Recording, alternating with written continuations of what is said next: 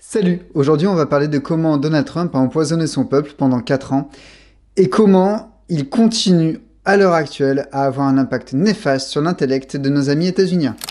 Qu'on se mette de suite d'accord, non, je n'ai pas viré complotiste et non, je ne vais pas vous parler d'un scandale sanitaire, je vais vous parler de quelque chose de bien pire encore qui peut vous impacter et vous allez voir comment d'ici la fin de cette vidéo. Restez bien avec moi, vous n'allez pas être déçus. Parmi les manières les plus néfastes qu'on peut empoisonner quelqu'un, le plus simple est encore d'empoisonner son intellect. Effectivement, c'est déjà assez difficile d'être poursuivi pour ça, puisqu'on ne fait qu'exprimer nos opinions d'une certaine manière, et ensuite ça dure très longtemps, et assez régulièrement, ça ne met pas les personnes en danger, encore que, on verra ça un peu plus tard. Donald Trump, dans toute sa communication, a une manière très particulière de communiquer.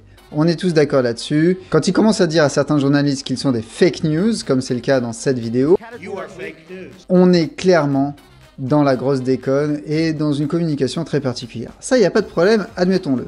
Admettons aussi que Donald Trump a depuis toujours une manière de mettre les gens en opposition, de mettre les choses en opposition.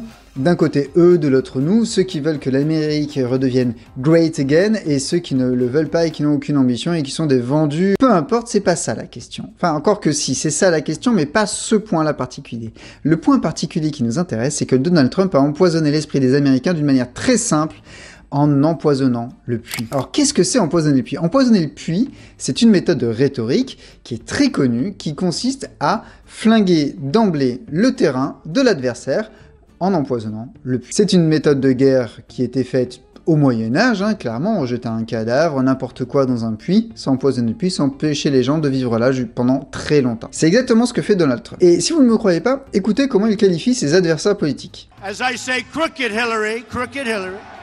Could be we're going to run against crazy Bernie, that could be.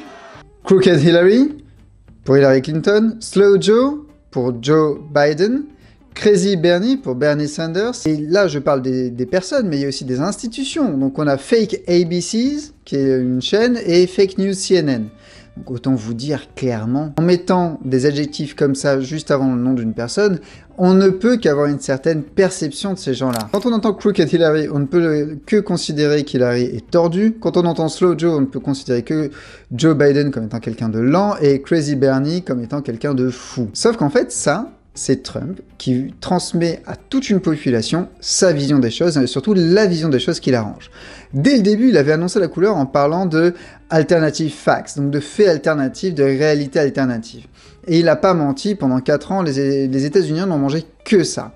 Sauf que ça a un impact sur vous. Et oui, ça a un impact sur vous pour un point très simple, c'est que cette notion de dualité, donc on empoisonne le puits, on désamorce d'emblée tout ce que va pouvoir dire la personne d'en face. Et ensuite, on crée un « eux » et un « nous ». On crée une altérité, donc une adversité. Ça vous rappelle rien? Ça vous rappelle pas une certaine manière que les managers ont, certains managers, pas tous évidemment, que certains managers ont de créer une différence entre l'équipe d'à côté et la nôtre? Que certains chefs d'entreprise disent non mais eux ils font ça comme ça, nous on a la vérité, nous on sait ce qu'il faut faire. Là aussi, vous êtes victime d'un empoisonnement, l'empoisonnement du puits. C'est-à-dire que si vous bossez chez Sony, eh ben, tout ce que va faire Canon en termes d'appareil photo, c'est nul. Pourquoi? Parce que vous êtes Sony et que vous avez la réalité. Vous avez la vérité, vous avez raison.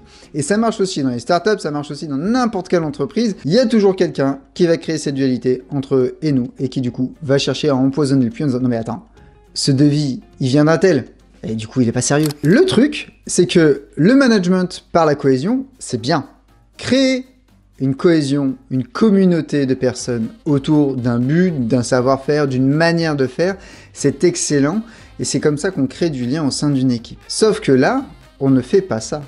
Là, on dénigre ce que font les autres. Pas du tout la même chose. Dans un cas, dans le premier cas, on renforce le positif au sein de l'équipe. Dans l'autre cas, on ne fait que construire l'équipe en opposition au négatif perçu chez les autres. Et ça, c'est ce qu'a fait Trump. Et c'est ce qu'il continue de faire. Et pourquoi est-ce que je dis qu'il peut mettre des gens en danger? Parce qu'en fait, avec ses déclarations à tort et à travers, on est en train de voir les États-Unis s'enfoncer dans une crise durable, une crise démocratique durable, mais aussi une crise sanitaire durable. Et maintenant, rappelez-vous qu'en tant que manager, en tant que dirigeant, en tant qu'entrepreneur, vous aussi, vous avez une responsabilité qui est celle de ne pas empoisonner le puits. À l'heure actuelle, clairement, ça a été démontré, les personnes qui ont un esprit collaboratif et positif ont plus de récompenses, entre guillemets, ont plus de résultats que les personnes qui ont un esprit négatif et basé sur l'adversité. Alors maintenant, ça vous appartient et vos résultats vous appartiendront. Mais qu'est-ce que vous allez faire? Est-ce que vous allez continuer à empoisonner le puits ou est-ce que plutôt vous allez faire en sorte d'avoir un joli potager et montrer aux gens que votre manière de fonctionner est la bonne? Allez, salut!